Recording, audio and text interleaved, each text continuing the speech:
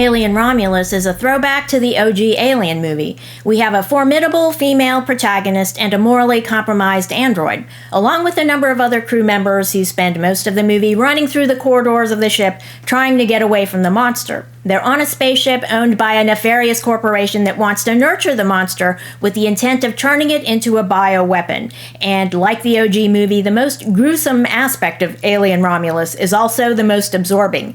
The unique way in which the monsters spawn, if you will. I never thought of the Alien movies as horror per se. To my mind, they were monster movies set in outer space, and that's what this movie is. Alien Romulus was directed by Fede Alvarez. In contrast, the Alien movies directed by Ridley Scott after the OG movie have taken a distinct turn toward exploring the nature of the beasts in two prequels, Prometheus and Alien Covenant. Now, these films I would categorize as true science fiction in terms of the story. In the prequels, we find out that humans were bioengineered along with various life forms by superhumanoids called engineers who now want to destroy humanity. We don't know why. The engineers harnessed a parasite that exists in various forms, sometimes as a speck of dust or a blob of gelatin that infects a host and spawns a gruesome hybrid at the cost of the host's life. And in the prequels, the androids who have always defended the monsters at the behest of the Weyland-Yutani Corporation now seek to become like the engineers themselves, propagating the monsters for the purpose of destroying humanity. So the prequels, directed by Ridley Scott, are grand spectacles that focus on brilliant characters who seek a reward for their greatness from the heavens, but instead they're punished. This describes the ancient Greek myth of Prometheus, who tried to steal fire from Mount Olympus to benefit humanity, but was horribly punished for trying to be like the gods.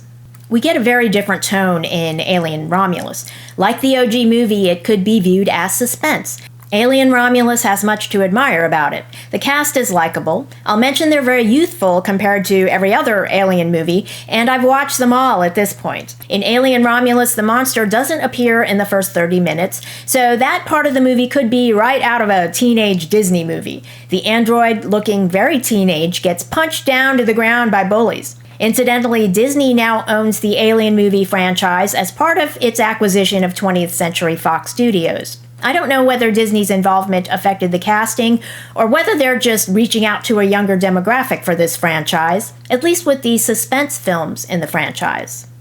The late Ian Holm's image is used in the movie. In the OG Alien, Ian Holm, an acclaimed British actor, played Ash, the murderous android. His image was recreated with prosthetics for Alien Romulus, and apparently CGI and AI were used as well.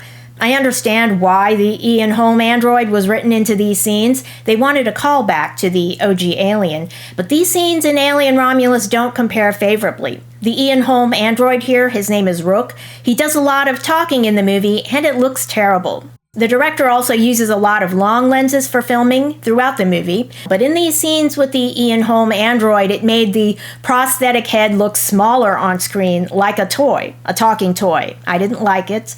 The voice is AI enhanced to sound like Ian Holm, but the cadence and the seething pride of the Ash character are absent. Now, compare this with Ian Holm's performance in the OG movie. In the last 30 minutes of the movie, we get a different monster, a new hybrid. The monster here is given center stage, as if the art department's work is the most important contribution on set here. There are scenes of the female protagonist looking up at the monster at the end of the movie, and the camera lingers as if upon a museum exhibit or sculpture. Contrast this moment with the opening of Alien Covenant, where we get dialogue between two pivotal characters, and a sculpture of David is shown in the background as a point of conversation and context. Mr. Weyland sees himself as Michelangelo, who created this sculpture, and he sees himself as God, who created David. Now, the android here takes the name of David because he sees himself as anointed by God. The sculpture remains part of the scenery. The characters remain the focus. In Alien Romulus, the monster in the last part of the movie becomes the focus. Now, maybe that couldn't be helped because the story does make the monster the focus at that point, but unlike the sculpture of David, which is beautiful in every way, this prosthetic monster is horrible in every way. It seemed the art department had too much power here. They're very talented people, most assuredly, but the prosthetic monster they've created has nowhere near the sensibility or innovation of Michelangelo's David, and yet was showcased like an art exhibit. I admire this movie for the suspense elements, but for the reasons I discussed, I don't recommend this movie. Thanks for watching, and if you enjoyed this video, leave a like and don't forget to subscribe.